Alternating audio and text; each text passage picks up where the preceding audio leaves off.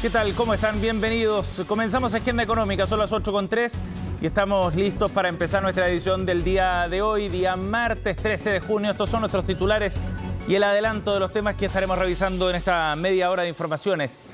¿Cuándo va a bajar la tasa de interés en nuestro país? Esa es la pregunta que queda dando vuelta en el mercado después de los datos de inflación que conocimos la semana pasada y que mostraron una caída en la inflación acumulada a 12 meses a un 8,7%. Dato suficiente, dicen algunos economistas en el mercado local, para comenzar pronto un ajuste en la tasa y evitar que este aumento que propició el Banco Central termine por dañar de sobra la economía, por generar un sobreajuste a nivel macroeconómico. Por eso la duda ronda respecto a cuándo podría venir ese ajuste. Ayer en la encuesta de expectativas económicas pudimos recoger la opinión del mercado precisamente a través de este instrumento que elabora el Banco Central. Y lo que plantea fundamentalmente esta encuesta es que el primer recorte de tasa va a venir en julio.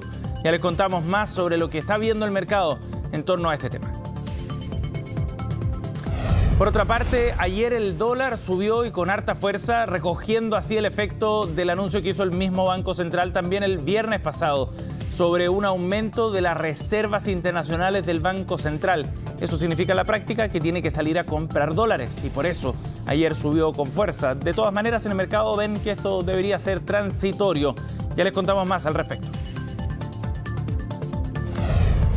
También les vamos a contar sobre otra querella por venta de ropa falsificada en el mercado del retail nacional. Esta vez no se trata de La Polar, que ya había recibido acusaciones en su contra y que reconoció, de hecho, la venta de ropa falsificada, sino que se trata de ITES, otra empresa de retail a nivel nacional que esta vez ha recibido acusaciones también de una marca global de ropa, producto de la venta también de algunos de sus productos a nivel falsificado. Esto evidentemente está recién comenzando.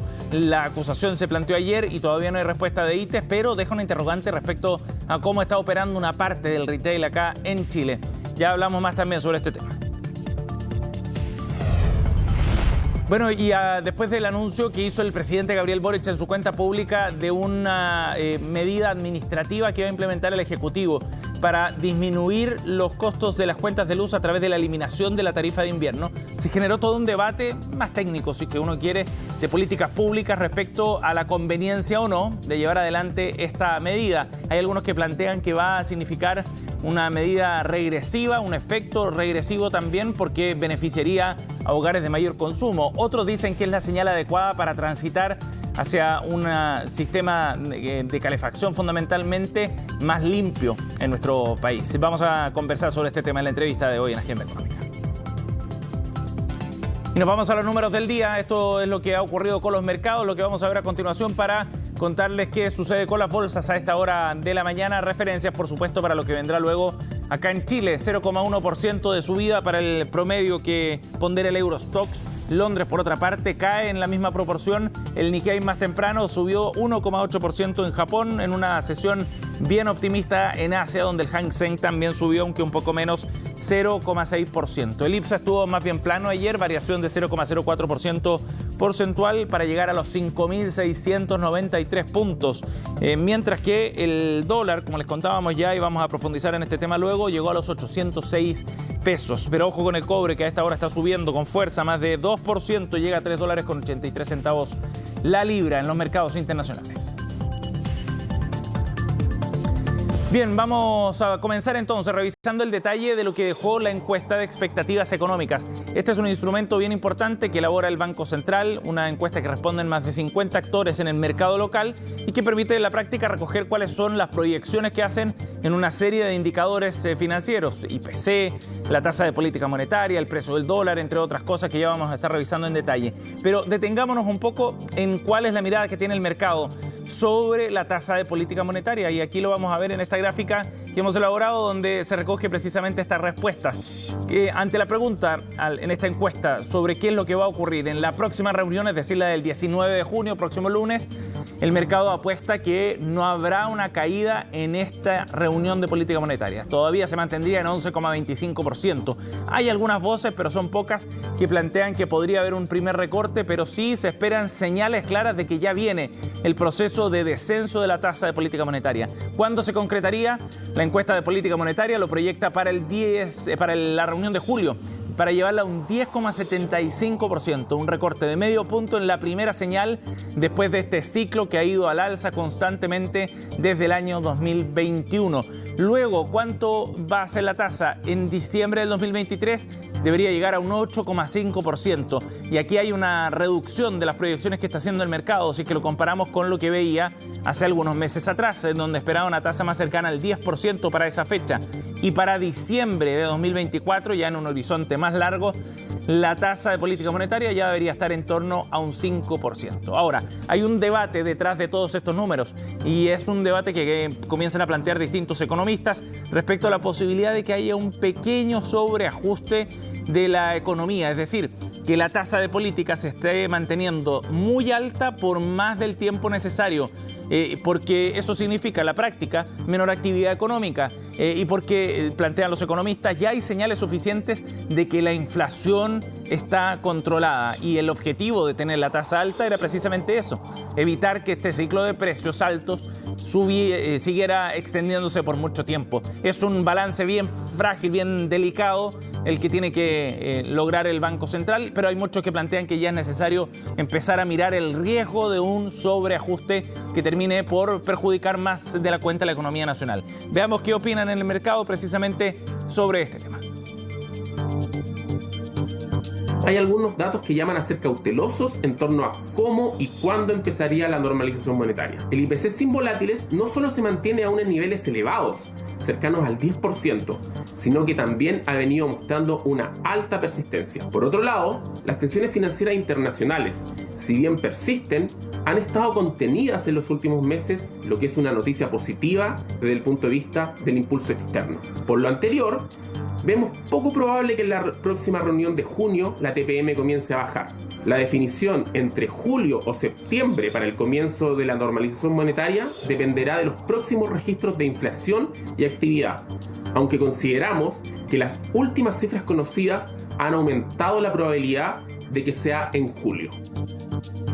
Desde abril de este año hemos visto cómo la inflación está bajo los 2 dígitos, por lo que es de suponer que el Banco Central podría aplicar una rebaja en la TPM para el mes de julio. Y esto es muy importante porque se hace perentorio dar una señal clara del interés por parte del Estado de reactivar la economía, considerando que en el primer trimestre de 2023 ya había caído el índice económico en un 0,9%.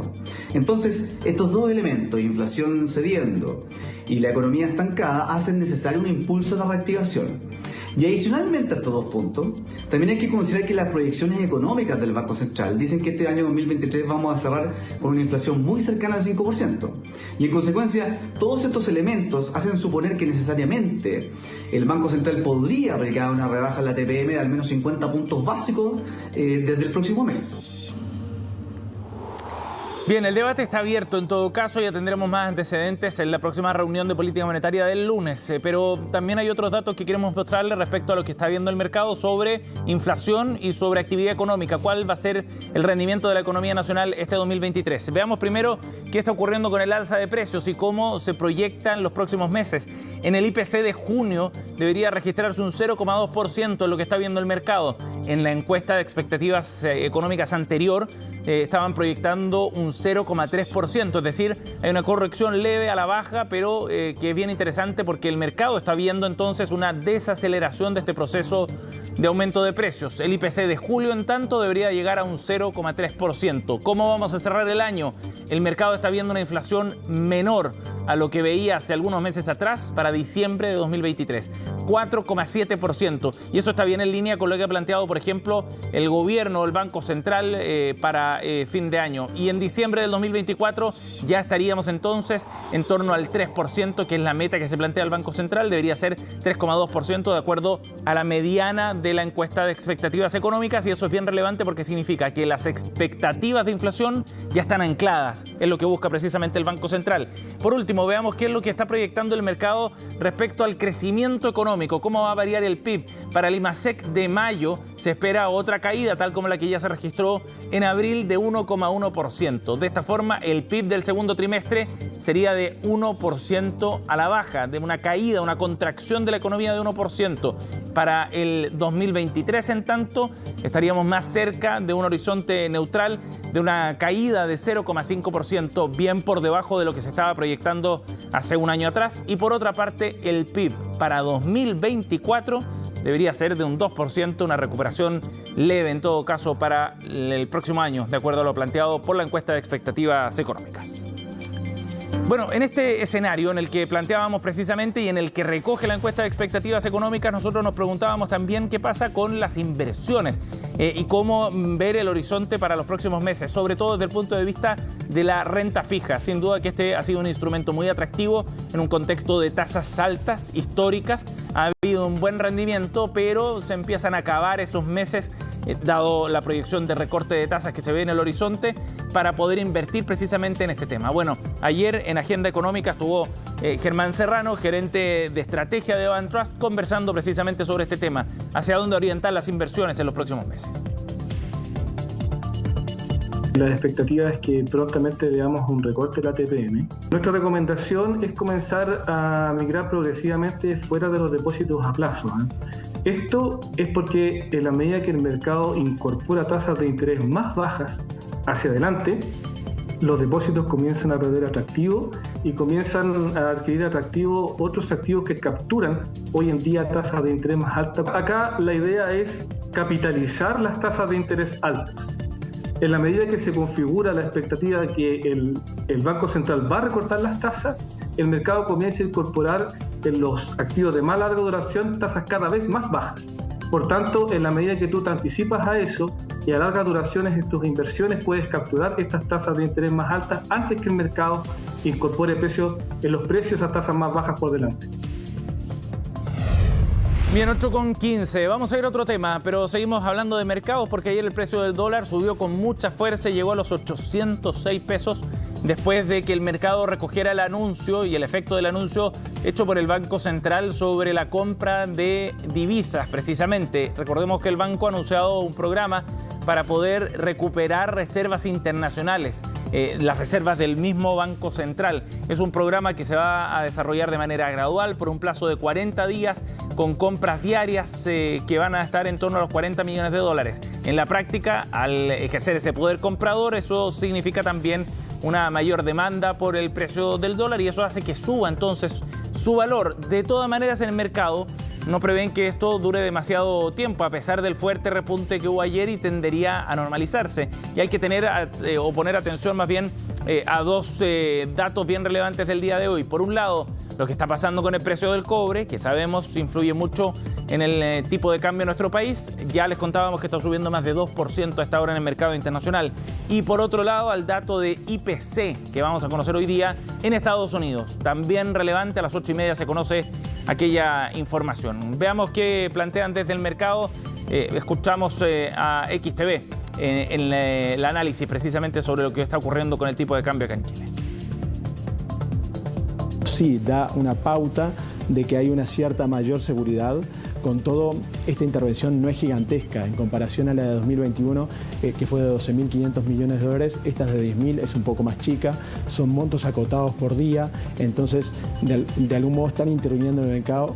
Podrían poner algo de presión, pero claramente lo están haciendo ahora porque ya se sienten más cómodos. De algún modo, lo que esperamos es que haya unas pequeñas alzas en los próximos días. Lo que va a pasar con la Fed probablemente esta semana, el miércoles, es que tome una pausa en el alza de tasas. Esa pausa va a debilitar el dólar, por lo tanto va a fortalecer el peso y se puede esperar alguna depreciación adicional ahora.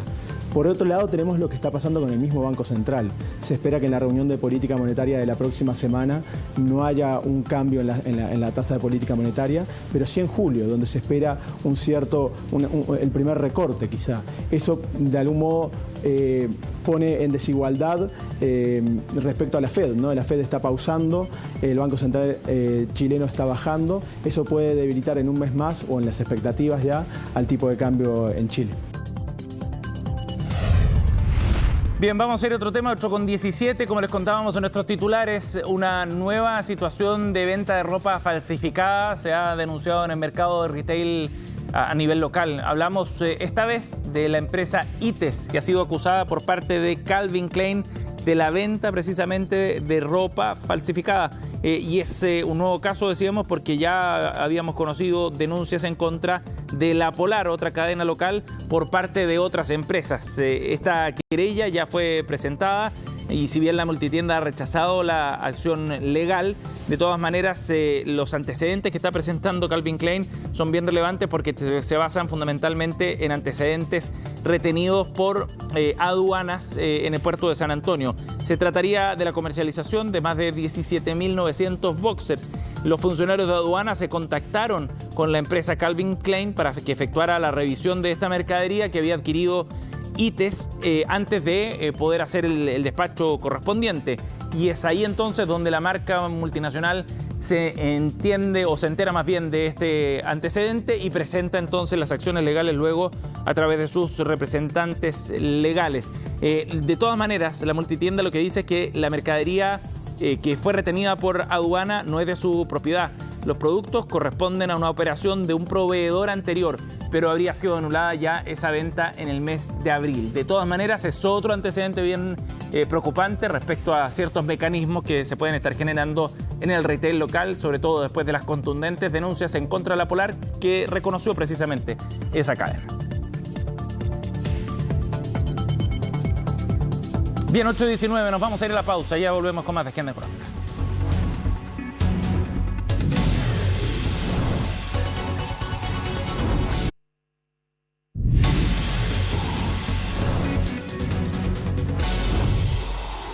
Bien, estamos de vuelta aquí en Agenda Económica 822 y vamos a conversar sobre el interesante debate que se ha abierto a propósito del anuncio que hizo el presidente Gabriel Boric de la eliminación por vía administrativa de la tarifa de invierno en las cuentas de luz. Vamos a conversar de este tema con Rodrigo Castillo, es director del Magíster de Mercados, de Regulación de Mercados de la Universidad Adolfo Ibáñez. Gracias por estar con nosotros, Rodrigo. Bienvenido. Muchas gracias, Sebastián. Muy buenos días a ti y a todos los telespectadores. Rodrigo, a tu juicio, la forma en la que el gobierno está planteando este tema con los argumentos de fondo para avanzar en esta idea, ¿es el camino correcto? A ver, como hemos dicho, es que hemos escrito un par de cartas con un conjunto de especialistas. Lo primero es entender que este proceso de eliminación de la tarifa de invierno no es nuevo. Viene desde hace bastantes años. Ya en el año 2020 el exministro Juan Carlos Llobet la eliminó para los meses de abril y mayo, es decir, para el 50% del periodo en que se aplica, con motivos que en ese entonces fueron básicamente de carácter socioeconómico, es decir, de alivio a pymes y a consumidores. Yo te diría que probablemente lo más importante es entender de dónde viene la tarifa de invierno. La tarifa de invierno viene de finales de los años 80, cuando por un boom de estufas eléctricas muy ineficientes. ¿Ustedes recuerdan esas estufas eléctricas que estuvieron de moda en alguna época y que eran con estos filamentos que se ponían naranja al prenderlos? Me acuerdo. Esa es la forma más ineficiente del mundo de generar calor y eso produjo un pic de demanda en los años 80 que casi genera un apagón en Santiago, y por eso pusieron un mensaje para que se desincentivara el uso de este tipo de calefacción en los años 80. Hoy día la situación es muy distinta. Hoy día lo que buscamos justamente es electrificar los consumos, especialmente de calefacción y transporte, por motivos ambientales. Y por lo tanto, lo que tanto yo como otros especialistas hemos señalado es que efectivamente el desafío no es solamente hacernos cargo de la tarifa de invierno, que para ser bien franco es bastante poco relevante desde el punto de vista tarifario en los efectos para el resto de los clientes, sino más bien hacernos cargo de una reforma mucho más estructural que permita el cómo vamos a enfrentar un mundo en el cual estamos incentivando que haya mucho más consumo eléctrico en reemplazo de leña, de carbón, de parafina, etcétera. Rodrigo, ¿por qué es poco relevante desde el punto de vista de la tarifa, como planteas? A ver, lo explico. Desde el punto de vista del cliente afectado, es decir, a quien se le cobraba la tarifa de invierno, no es tan relevante, es bastante más relevante, porque se aplica a un porcentaje pequeño de la población, aquellos clientes que consumen sobre los 430 kilos, que es bastante energía, no es el consumo habitual de una casa pequeña, digamos. Para esos clientes es bastante relevante. Sin embargo, lo que se ha discutido es cuál podría ser el costo para todos los clientes si es que todos los clientes tuvieran que asumir la infraestructura que se financiaba con motivo de la tarifa de invierno. Y ese monto sí es bastante poco relevante. Estamos hablando de un teórico 0,4% de mayor costo en el total de las cuentas, pero que en la práctica, a su vez, y esto es un tecnicismo medio complicado, hoy día las tarifas están estabilizadas para los clientes de menos de 350 kilos, por lo tanto, para que la gente se quede tranquila, esto no va a implicar que van a tener un cargo adicional. Rodrigo, es bueno ese punto porque una de las críticas que se había planteado al anuncio era que este podía ser una medida regresiva, si es que se veía estrictamente desde ese punto de vista del costo que todos tenemos que asumir por la mayor infraestructura. ¿Tú consideras que es regresivo o eso es una lectura un poco acotada nada más de los efectos que tiene esto? A ver, yo para ser bien preciso, desde un punto de vista estrictamente técnico, y si uno despeja, no considera los factores ambientales, y por lo tanto el hecho de que es beneficioso para la sociedad el que se reemplacen consumos, uno pudiera decir que es regresiva, ya que implica que personas que habitualmente consumen más van a ser, entre comillas, subsidiadas por personas que consumen menos. Sin embargo, técnicamente eso es así. Por eso hago estos dos puntos. El primero es que desde el punto de vista económico es prácticamente imperceptible. Pero lo segundo, y mucho más importante, es que esto es parte de una política de incentivo a los consumos eléctricos, especialmente para calefacción. También uno quisiera que se incentivara la electromovilidad, que es el otro gran pendiente, pero por un tema de costo de los autos eléctricos, etcétera, probablemente sea mucho más lento y difícil que ir reemplazando leña, carbón y parafina, que son dos formas en que desgraciadamente todavía nos seguimos calefaccionando, y especialmente en el sur la leña es muy relevante, y por lo tanto, visto desde ese punto de vista de una forma más amplia, creemos que efectivamente es una medida atendible que, como digo, ya comenzó a ser implementada hace varios años atrás, y que sin embargo debería ser el punto de partida, solo el inicio de una discusión mucho más amplia respecto de cómo en el futuro vamos a financiar la infraestructura necesaria, no para un inicio de este reemplazo de combustibles, sino para la verdadera masificación del reemplazo de combustibles, que es lo que se busca. Rodrigo, en ese sentido, quizás, ¿crees tú que falta abordar esta discusión con una mirada más amplia? Porque no está en la mesa hoy día ese tipo de proyectos o un conjunto de medidas que rodee, digamos, el proyecto de modificar la regulación de la distribución ha estado sobre la mesa desde el año 2010 más o menos. Lo hemos estado discutiendo. Se comenzó a discutir más en serio con un proyecto de ley presentado en el año 2019, pero desgraciadamente, producto de todo lo que conocemos, pandemia, estallido social, etcétera, esa prioridad cambió. Y se ha planteado por parte de las autoridades que para el próximo año esta sí es una de las prioridades. Rodrigo, por último, desde el punto de vista de la infraestructura que hoy día tenemos, ¿estamos preparados también para un aumento del consumo eléctrico como el que se buscaría precisamente para incentivar estas fuentes más limpias? A ver, para lo que existe hoy día, es decir, para el nivel de consumo esperable en invierno, la respuesta es sí.